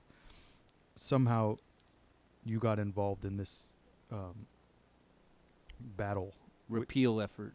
Yeah. So, what happened? I mean, you started having people come in and saying you can't dance here, or Well, it goes way back. Okay, so I had always heard about the cabaret law from people that were like a little more, a little older than me and a little more, authentic in the scene or whatever. They're just older. Sure, but people that were doing stuff at Plant Bar like yourself. Yeah. And they're like, oh, yeah, the cabaret law, like you can't legally dance in New York City. And you can kind of tell, you would see signs up in places like, oh, you can't dance. And some places just wouldn't have DJs because of that, and some places would have protocols or whatever, and you would hear all these rumors about it. Like, yo, this is fucking crazy. This is like so dumb. How can you be this dumb? But it wasn't as bad after the Giuliani, and then we had Bloomberg, and it didn't seem as enforced for a while. But this is the thing, though, is it was always enforced. They stopped enforcing it against people that looked like us, and they went after overwhelmingly the Dominican club or the exactly, Caribbean spots, Latino spots. That's who they, I guess I haven't been to too many of those. Yeah, same, unfortunately. Yeah. So they started, they laid off of white people, but also not for nothing, white people during this time, during Bloomberg, we weren't dancing that much. Yeah. It slowed down after Giuliani shut everything down. So Bossa opens up, and we're like the one place, we're just so stupid and full of ourselves. We're like, we're a techno club, 7 nights a week. Yeah. We don't give a fuck. And we have a New York Times article comes out. It's like, the 90s are back. It's always the New York Times that brings everybody down. And so they, the March Task Force, I'm not sure if you've heard of them. No. But they're an interdepartmental, government, city agency. It's like the health department, NYPD, fire department, like EPA or some environmental shit. Liquor, state liquor authority, and some other whatever. They all come in at once, and the idea is they just like blitzkrieg you with these violations, tickets, and they're so expensive and impossible to comply with. You either just shut down or you adjust your business to be like a reclaimed wood grilled cheese bar, like artisanal grilled cheese bar. So they come by us with the a copy of the New York Times article on a clipboard, and of course it's like 1 a.m. On like a Friday night. They raid us or whatever, and they get us for like a dozen violations. Who was DJing? I have no clue. I'm just curious. I know one time Lauren Flax and Gavin Reyna Rusum were DJing, but we got raided a few times. Okay. It all blends together. But I know that the party was not like Raging. a wild drug party. Yeah. It's like mostly people in like their 30s with like good jobs, Drinking an IPA. Just like barely like this, you know. Yeah. And they're like, they treated us like it was like a sex dungeon, like meth torture chamber or something. And when the cops come in and they're like yelling at you and stuff. Oh, and yeah, handcuff you or No. Just No, serious. It was they turned the lights on, they shine flashlights in everybody's faces, and they write you a bunch of tickets. Some of the tickets they wrote us for, or some of the tickets they issued to us, we weren't even guilty of, and we're just like, hey, like one of them was, we didn't have liability insurance. And I'm like, yeah, we do. They're like, no, you don't. I'm like, okay, I'll show it to you right now. Nobody asked me for it. No. They're like, no, it's too late. The ticket's already been issued or whatever. So they shut down our backyard, amongst other things, and then they came back again, and then we had to like stop dancing altogether. And then a couple years, they threatened to take away our liquor license. I had to go to court. I had to go to criminal court for cabaret, and then I had to go and essentially beg the state liquor authority and their own like court system to not revoke my liquor license. And the crazy thing is, like, the judges like actually act like you're this like Ted Bundy or some shit for letting people dance. It's hard to take it seriously, and then that affects your attitude towards this judge. So it's a problem, Absolutely, yeah. And so then, some time goes on, and we're like, hey, we're gonna sneak back into letting people dance again. And so we start, business as usual. We're doing great, And then what happened was the ghost ship fire tragedy. Oh, jeez. More New York Times. Yeah, which if the listeners at home don't know, a big DIY warehouse in Oakland went up in flames and like 30 something people. Yeah. It was terrible. Yeah, 30 something people died, and that's absolutely horrifying and tragic, and certainly it was like a wake up call that like anybody involved in this shit needs to pay attention to safety. But I don't understand I guess it just brings focus back on the scene. But I don't know what it has to do with you, really. It has nothing to do with dancing. Yeah. People didn't dance and a No. fire started. No. No, absolutely not. It has to do with, fire code or, Right. like the fact that they had one exit that was blocked by a bunch of wood. And Yeah. it has nothing to do with dancing is the point. I feel like, what I just said was like kind of insensitive to the ghost ship thing, but I didn't mean that. It's okay. I'm not offended. Somebody might be, but I'm Yeah, not. well, if anybody is, I'm really am. It was terrible. Sorry, I sort of it talked was about it. terrible, but it's okay. I'm not offended. So the point I was trying to what happened after that is there's this sort of hysteria across the nation that we're letting people throw these unlicensed parties. So we have to stop that before another tragedy happens and it gets blamed on the cities again. And so they started coming into my place, the fire department, constantly, several times a week right after this. And they come in and they inspect the place, and we're all up to code, 100% up to code. And they're just being like really sort of hostile towards us, like grilling us. And I'm like, yo, look, man, we did everything you guys have asked us plus more. Yeah. And they're like, well, you're on this list of a place that throws pop-up parties or whatever that is. Yeah, and you're like, we knew some of these people that died. They're part of our scene. Like, we care, Exactly. And I'm like, look, we care about safety. We've done everything plus what you guys have asked us to. And there's nothing unsafe about this. And then they come in one time, and it's like, probably at like 8 p.m. and they're doing like the tough guy, we need to see your papers thing again. I'm like, you were here fucking 3 days ago. And there's like one guy, this almost never happens, at like 8 p.m. who's just like dancing by himself on the dance floor. And I'm like, oh my God, like they're like, mean mugging him. I'm like, oh my God, they're about to say something. And this guy's like, look, we're going to let it slide this one time. Just this one time because it's only one guy. Yeah. But you're not allowed to have dancing here. We'll shut you down for that. And I'm like, yo, dude, like you're being serious with me right now. Your accent is great, by the way. Oh. I have, New York. I have like NYPD relatives. Yeah. So he's like, I don't care. The rules are the rules. We don't want this. We let this happen. And then God forbid, there's an incident comes back on us. Like, we can't let it happen. It's like, this one, you're fine this time. And then we were like, okay, and we're hearing about them doing this to all these other places. And they're like, they're going to use this as the fucking, that's the first report. Yeah. The Reichstag fire or whatever to shut down everything again. And there's no legal recourse whatsoever.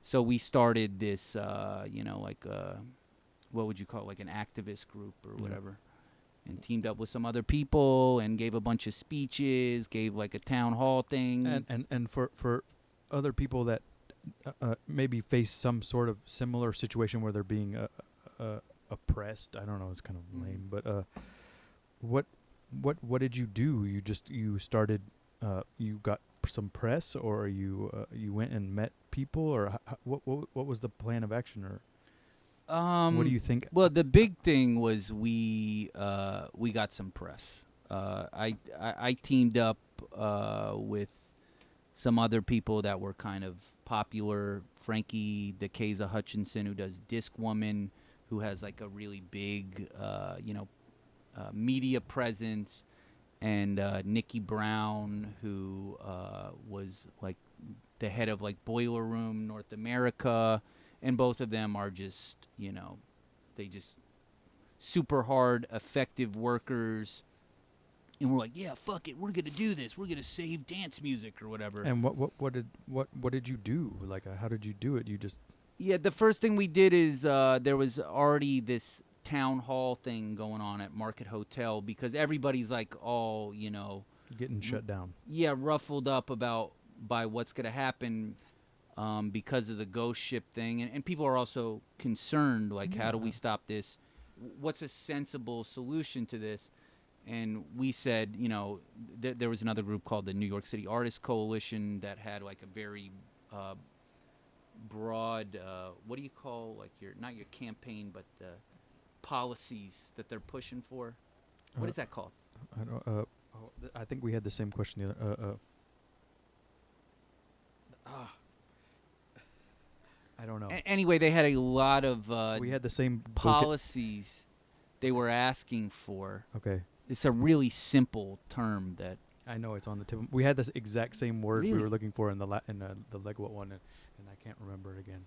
We need Francois here to tell me. Yeah. So they had like a really broad. They wanted a lot of things, and we were like, here's this one thing that no one can defend.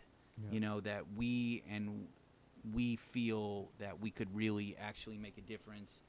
So we put this team together of like all-star raver personalities, and then we had Nicole Brunecki, who has a record label called New York Tracks, but she's also like A lawyer. a lawyer, yeah, and very serious about her job. She came on with us. We just took this like sort of tough But it was through approach. through the press mostly first, or Well, we started at this town hall, and we invited everybody to this town hall. We invited everybody in the press, and I went to school. I worked for like a decade trying to like make it as like a journalist, and I failed at it pretty bad, but I made a lot of contacts. okay. And also, not for nothing, Bossa Nova is the only place that you can afford to see dance music if you're a journalist in New York City. Okay. So we know all these people, Yeah. and we tell them about it. They show up. We get some press, and in New York City, politicians don't. Yeah. Generally speaking, they're not operating on what's ethical. It's more sort of Optics. Yeah, and if you're getting press for something, if you take this on, it helps you get reelected, and everybody's trying to get reelected. So we, although I will say almost everybody that worked with us really believed in it and were really good people, but at the same time, they're getting thrown thousands of good causes every day. Yeah. So this guy, Raphael Espinal, who's a city councilman in Bushwick in East New York, and is into like dance culture and stuff, young guy. He was like he really fought for us. He was your inside man. Yeah, and he gave a couple speeches on it or whatever, and after that, people started, being converted or whatever. At first, we were just ignored by everybody. Then once you start getting, some press, they're like, okay, I don't want to be the one who is against this, against dancing in New York City. It just doesn't sound cool. So that really is, the checks and balances is that the press really helped. Absolutely. Helped you. Like if someone else was in a similar situation where they were doing something that was not terrible and they wanted help bring attention to yourself through the press, and this was the way that you were able to continue on with what you're doing. Sure, yeah. And so you garnered all this attention with help from several people. Absolutely. And thank you very much, everyone who was involved Yeah, in that. thank you. I never thought that would happen. Is that one day you like saw like you would see these YouTube videos of you like wearing like a white shirt and like some other people around. That one white shirt. I didn't know other people around. I don't know. I know Nicole, but I don't know the other people. You would see like these YouTube videos of you like being all serious and then one day you never expected it, and you're like, the cabaret law is repealed. Yeah. It's pretty crazy, like, yeah, it was probably the proudest moment of my life. We were happy, it seemed like, there was like a 50-50 chance we could make it happen. it's just up to some dude. Yes, yeah, kind of, yeah. I mean, there was I think one thing that people don't realize, especially in New York City, is that city council is extremely powerful. They deal with a budget that is bigger than a lot of the states. Yeah, absolutely. And also, they're very accessible, and everybody throws these hissy fits on social media constantly, and I have too. I don't think there's anything wrong with that. But if you were to take just a little bit of that energy and call up your city council member, half the time they'll have a long conversation with you. They'll have a meeting with you because most people don't think they're cool. But the truth is a lot of them really are cool people. Yeah. I think it's probably, half of them or so are people of color. A lot of them are queer. A lot of them are young. And they're locals. They're from here. They absolutely. know the history of their neighborhoods. And stuff. And if you live here in Greenpoint and you have an issue, this guy's, singer-songwriter outside your building all day, all night, and you want to... There's Francois was trying to get me to go. He goes to a lot. Francois from the lot, who's helping me do this, he helped. Mm-hmm. He's trying to get me to go to some of the local meetings just to check it out because I work in the neighborhood and I know a lot of the whatever. And he said that just based on interest or whatever, like spectacle factor even, it's worth it absolutely to go check out your local city council meeting or whatever. Absolutely.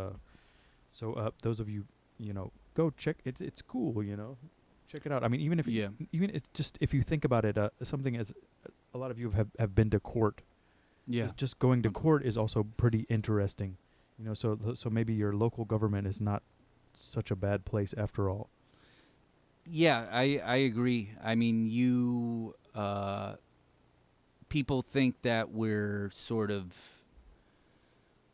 helpless and the only thing we can do is scream about stuff on the internet. And I felt that way too. And then we learned that wasn't the case, at least in our situation. Yeah. But a lot of times you can call up your city council member who is in charge of millions or tens of millions of dollars, maybe more. I don't know. I don't understand numbers, but they're very, very, very powerful. Yeah. And they'll hop on a phone call with you. They'll listen to you. And some of them are like progressive, like very progressive. You know what I mean? But do you think this is? We also kind of live. You forget that we live in New York City and Brooklyn. It's pretty progressive here. Sure. But I guess it's probably people. But that's the thing too, is that you meet people. No matter where you go, people are generally pretty nice. Yeah. On a personal level. So it seems like it could be that way wherever you are. You could probably... It's certainly possible. Yeah. Most people don't want to hurt other people. They think they're helping.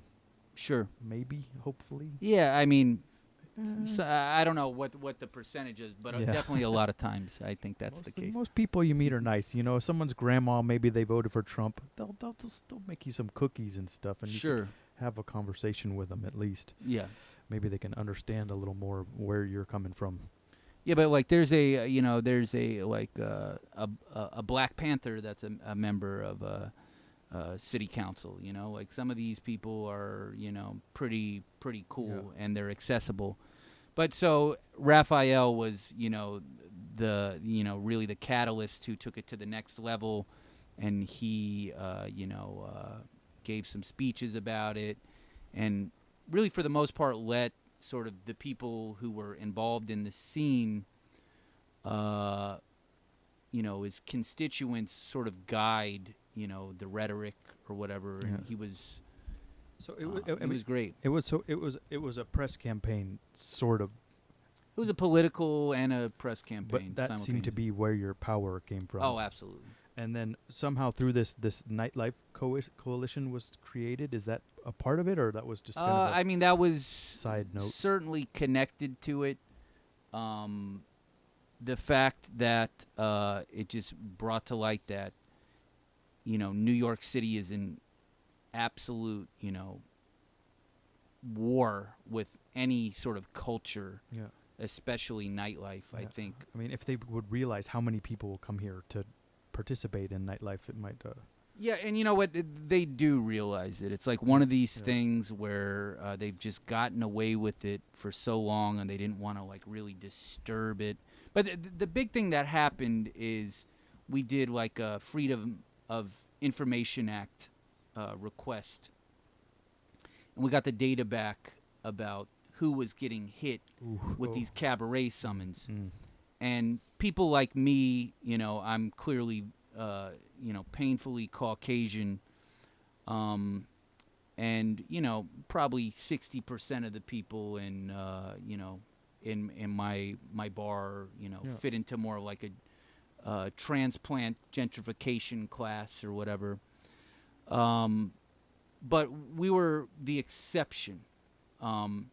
So, like, everybody's like, oh, my God, the cabaret law hit Bossa. But when you look at the data of the places they've been hitting forever and they hit regularly, it's, it's all Latin and black places. So we didn't even, as soon as we saw the names of all the places, let's say 100 places have been hit in, in the past year, it's like, you just read the names are in Spanish, crazy, or it's Jimmy's Caribbean hangout. But I mean, do you think that? So going on from there, are those places doing better now, or did that? I mean, who knows? They would be, better off to answer that question. But my understanding is that absolutely yes. Yeah. I'm sure it's far from perfect. I mean, I know it's still terrible, but what a weird thing. they're not really shutting places down for dancing anymore. Yeah. And the March Task Force, which is just this this evil and unnecessary super group that would come down and just shut your bar down for ruthlessly. They've cut their operations down to maybe 1/3. Okay. In the past, I don't know, decade or whatever. So things are definitely way better. Yeah. Is there a lot of work to be done? Absolutely. And I'm sure that, but people who are more vulnerable are still affected in a way that is... But do you think, I don't, maybe this is kind of a dickhead question, but now that you're okay, are you still participating in this discussion with this nightlife people? Sort of, or yeah. You're just kind of like, I made it through this. I'm gonna run my business now, which it's perfectly normal. Sure. Well, honestly, I thought, I don't know if people believe this or not. I don't know if I would believe it. But what I thought was gonna happen, I thought participating in this was, if anything, gonna make it worse for my establishment. Because I thought it's okay. It did turn out okay, and I'm very happy with the results. Yeah. But when I said, okay, I want to get involved in the political thing, I didn't feel, or at least I was telling myself that I didn't think it was a selfish motive. I thought, if anything, everybody, my partners and my employees are like, yo, they're gonna come shut us down for you running your but there's a stupid mouth. And, maybe it's narcissistic around the way. I think a better way to say it is self-preservation. Well, I didn't think it was gonna preserve us. No, but it did, and it's okay to do that. Like you employ a lot of people. You created a scene. Sure. And thank you for making it through that. It wouldn't have happened probably without you, and whoever. I don't know exactly who else was involved, but the thing that I thought was, from seeing you, I was like, wow, he should just be a politician. Oh, thank you. And I don't know if that ever crossed your mind. Is that, or you're just gonna keep running this bar, or you're still a young man? I don't think I could really get into politics. I've I've had too much fun. You've been arrested. Yeah. Yeah. They'd bring that up. But probably, yeah. So Bossa Nova's doing fine now, and it's okay. And it's running. You're not still here, not dead yet. You still got a haircut and clean clothes. You should be okay. But just one thing. We'll finish up shortly. I know we're out of wine. We don't want to go get the other bottle. Or maybe there's a sip. There's a sip left. Is that along this time? You put out a couple. You've been making music still. Sure. Oh, thank you. You had like a music project called Dust. Yes. And I even play one of the tracks, so I always pitch it down really slow. Oh, really? Which one? I don't remember what it is. I think it's one of the Alessandro releases. Okay, Uh, cool. that's what his label should be called, Alessandro. But from Mannequin Records. But you've been somehow along the way. You also make music, which is not bad. Oh, thank you. I like some of. I mean, what happened? One of the cameras just turned off, but we'll be okay. Oh, it came back. Oh, it's back. Okay. But you've been putting out music. Are you still doing that, or how did you find it time to do that also, or is it? Tell me. I mean, I still have free time. You know, like I probably work 20 hours a week at my bar, and then I have a side gig that I do 20 hours a week at. What is that? Soda company, white label that's right. yerba That's mate another soda. subject Yeah, we should bring up. it's not that exciting. It's more of a like I need to pay my bills kind of thing. I wanted to. There was a warehouse underneath our repair shop that I wanted to get you guys. I was like, I want to get yerba mate in there. Sure. I think it was too expensive though. Yeah. 'Cause I think you were looking for It's a premium product. ground yerba level. mate, yeah. ground level. But back to the music. You're still doing that, or are you find time to? Well, Dust ended a couple years ago, and that was you with a couple other people, or yeah, me with Michael Sherburn, who does. He's got a group called Earth Boys, which is like house music, feel good, stoner house music. 707 Juno. Yeah, and then Green Jellyfish, who is a visual artist and also like a noise artist, and she's just an artist, you know. We did that together, and then it fell apart a few years ago. Would you have like a big falling out? I wouldn't say a big falling out, but Something happened. you know, we all had like our own little ego things, and Was it like about who got to stand in front? no, I mean metaphorically maybe. But for me, I, like As a drummer. we were playing, you know, we were playing shows with like 700 people there or something, and to me, like I would let people annoy me to my death to be able to do that. To me, that like everything I've ever wanted to do as a kid is just like play to like a room full of like super excited people dancing around, like. And are you doing it? You just put out another. Well, so Solo? now, several years later, I just released my first solo thing, which is called Liquid Soap, and it's the first album is like a concept, like sort of like fantasy, ancient civilization, like elf warfare thing. I remember I read the press and checked the clips, but then I like forgot about it or something. Yeah. Because it's such dark times. I don't blame you. There's no. I mean, I remember like I gotta find it again or something. But that's why it's good. Are there records of it? Is it a vinyl? No, it's just digital. Yeah. See, that's a problem for some reason. I don't know why. Yeah. It sucks, but it is. It's like doesn't exist in Sure. it's Yeah. some kind of. I mean, it's very conducive to a digital release too. It's a mega mix, so it's an hour of seamless Barclay, music, and it's all supposed to be like fantasy oriented. I'm gonna revisit. It's almost like a Funk Master Flex or like a DJ Clue mixtape. Yeah, exactly. You should just put out a tape of it, man. Yeah, we talked about it at some point, but just tell John Beal, put it on Bank Records tape. I sent it to Beal. Yeah, I forget what he said, but like whatever, his loss, your loss, Beal. We'll talk to him again. But that's just under your name, John Barclay, or no? Liquid Soap is my moniker. One time I worked at the pool at NYU, and there was this liquid soap, and one time it gave me this weird rash. Oh, so yeah. Anytime I go to a place that has liquid soap, even though you're supposed to wash your hands at the bar, I'm afraid if the mold can grow in there. Exactly. Yeah, that's what I'm going for. We want to be mold. I'm trying to be intimidating. Is that the pink kind? The pink kind that doesn't leave the smell, doesn't leave your hand. I mean, I just general liquid. I just thought this shit is so weird. What is this? We rub it on our hands. We don't know what it's made out of. And supposedly makes us cleaner. And I also gave Willie Burns a rash. You know that weird stuff that people have so futuristic have on their backpack, the hand sanitizer. Oh yeah. I won't use that either. Yeah. I'm too old for that. I like a nice bar of soap. No matter how nasty it looks, I'll still use it. Some lava or something. Take the skin right off. Yes. So What did we miss anything? Oh, the so you're also the real way you're gonna be rich is this soda thing, yerba mate. I hope so.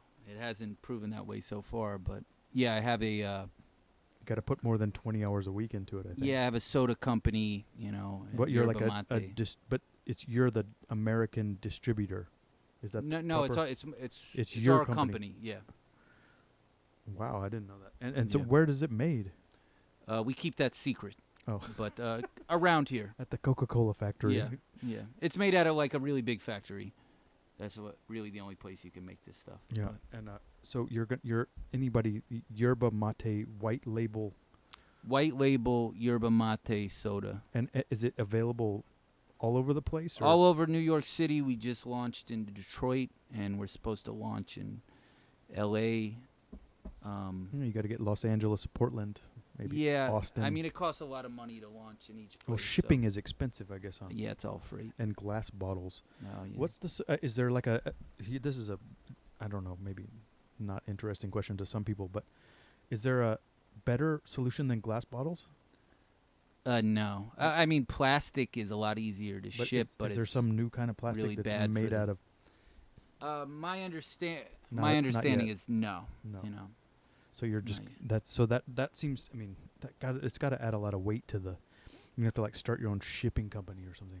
Yeah. I mean, the idea is that you get big enough, like Coca-Cola, they'll be producing in every state or whatever. They'll You know put what I it mean? on So the- you don't put have it to on the ship truck it as with 'em. far.